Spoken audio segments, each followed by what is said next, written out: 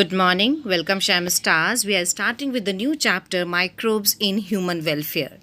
This chapter deals with microbes in household products, industrial products, in sewage treatment, in production of biogas as biocontrol agents, and as biofertilizers. First of all, let's understand what are microorganisms and where are they found. Microorganisms are the major components of biological systems on the earth. They are present everywhere in soil, water, air, inside our bodies, and those of other animals and plants. Microorganisms are unicellular or multicellular organisms. They are microscopic. The study of microorganisms is called microbiology. Microbes are so minute that they cannot be seen by naked eyes. Various types of microbes are protozoa, bacteria, fungi, and viruses. As this chapter deals with the microbes in human welfare, in this presentation we are focusing on microbes in household products.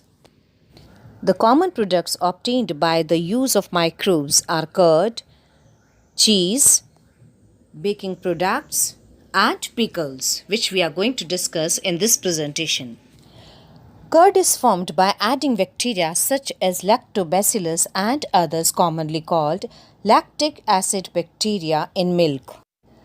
Lactic acid bacteria at suitable temperature multiply and convert milk into curd, which also improves nutritional quality by increasing vitamin B12. During growth, lactic acid bacteria produce acids that coagulate and partially digest the milk proteins. Lab also checks disease-causing microbes in the stomach. The dough, which is used for making foods such as dosa and idli, is also fermented by bacteria. Similarly, the dough which is used for making bread is fermented using baker's yeast. The fermentation of dough is due to the bacteria and its puffed appearance is due to the production of carbon dioxide gas during fermentation. Toddy, an alcoholic drink, is made from fermentation of palm sap.